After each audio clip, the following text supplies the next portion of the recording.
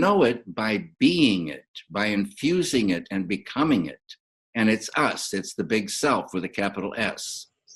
This is the way it's been throughout time. It's there for us. Dál jít, jako v tom smyslu, že vlastně ten film úplně nebyl tady zakázaný, protože oni mu vůbec nikdo vlastně nerozuměl. Jo, tam... It's like death staring at you when you look at a camera. If you switch on television, it's just ridiculous and it's destructive. It kills us, and talk shows will kill us. They kill our language. So we have to declare holy war against what we see every single day on television, commercials, and I think there should be real war against commercials, real war against talk shows, real war against Bonanza and Rawhide or all these things. It's as simple as that. And I make films because I have not learned anything else. And I know I can do it to a certain degree. And it is my duty, because this might be the inner chronicle of what we are. And we have to articulate ourselves, otherwise we would be cows in a field. I was 10 years old when I decided to be a filmmaker, and I was in Martinique. And when I was 13, 14 years old, my mother gave me a book to read, Sugarcane Alley in English, but the French title is Rue Case Nègre. She didn't know that by doing that simple gesture, she will create a kind of hurricane in my body, in my head. José, tu vois comme la case est propre. Tes vêtements pas salis. It was a cultural shock for me. There is this book that talks about black people, children, old men and old women, people from the sugarcane plantations, people that I knew. That was part of my life, of my environment. And it was the first time. It was amazing for me. And I decided at that young age that I want to make a movie out of that. Dépêche-toi, tu vas manquer tout le combat. Si la mangouste gagne, tu me donnes ta montre, hein? Tu es folle. Carmen qui me l'a donné, oui.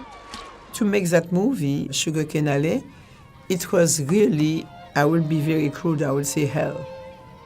Nobody wanted to touch it. Nobody was interested, even if I had a very important grant from the French government. It was black, a period piece, directed by an unknown and black female director. God sent me the right people like François Truffaut, and I was able to make the film. And the movies that nobody wanted, to touch, got 5 awards in Venice Film Festival and 20 international awards.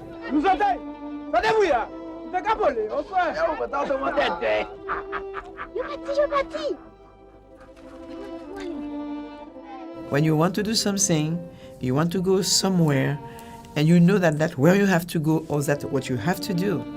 If somebody put a fence in front of you, jump over it and fly. So I asked the impossible, hoping to be left alone. And at the end of a year's negotiations, I got it. Yes. Simply because there was no real vocation there. My love for films began only when we started work. What I'd like to know is, where did you get the confidence from to make a film with such... Ignorance, sheer ignorance. There's no confidence to equal it. It's only when you know something about a profession, I think, that you're timid or careful. How does this ignorance show itself? I thought you could do anything with a camera that the eye could do or the imagination could do. And if you come up from the bottom in the film business, you're taught all the things that the cameraman doesn't want to attempt for fear he will be criticized for having failed. Yes.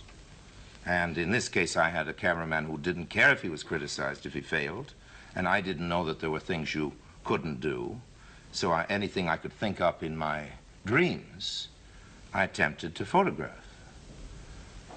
You got away with enormous technical advances, didn't you? Simply by not knowing that they were impossible, or theoretically impossible. Yeah. And of course, again, I had a great advantage not only in the real genius of my cameraman, but in the fact that he, like all great men, I think, who are masters of a craft, told me, right at the outset that there was nothing about camera work that I couldn't learn in half a day, that any intelligent person couldn't learn in half a day. And he was right.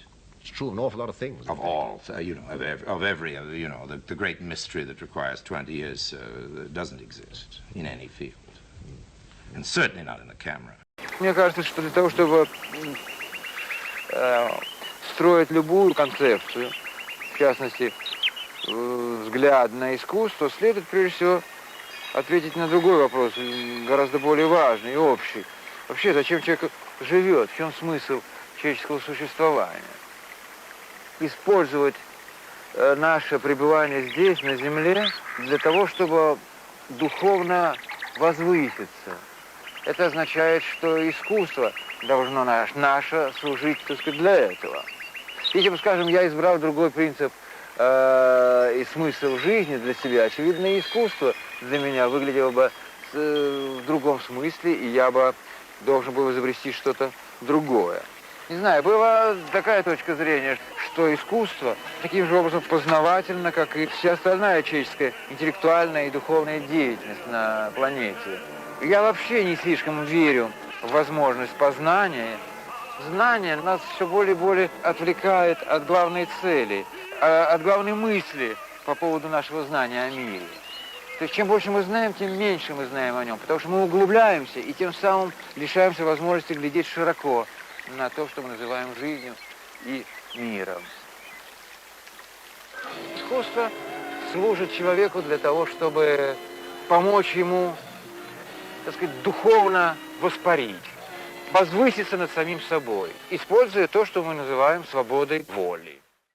だからもうちょっとなんかシーンを取り上げてどうこうっていうよりも、80分ぐらいだったのかな、80分でなんか一つのことを言いたいなっていう、ついなんかでその派手な作画とかに行ってしまいがちなことがよくあったりするんですけど、まあ今回はそういうことよりも全体の流れとか、そっちの方を重点的にやってましたけどね。それからストーリー的に結構80分通しでガッと見るといろいろ見てる人が考えるっていうか、例えば、現実のそのストーリーがあって、それからまあ美馬自身の葛藤があって、でさらに、まあ、バーチャル美馬がこう出てきたりしますよね。その現実と非現実がこう裏表というか、その場面場面で果たしてこれは現実なのかという今の中の葛藤なのかでバーチャル今が出てきたりというその、なんていうんですかね、境目っていうんですかね、なんかそれをこう結構パッパッパッパッという感じで、あ、これは現実だったんだ、あれそうじゃないのかなっていうのを結構見てて考えたんですけども。そうですね、そういうのはシナリオの段階から、そういうのが売りというか、そういうことをやりたくて、手法的にも、わざと分かりにくくしてるところもあることはありますね。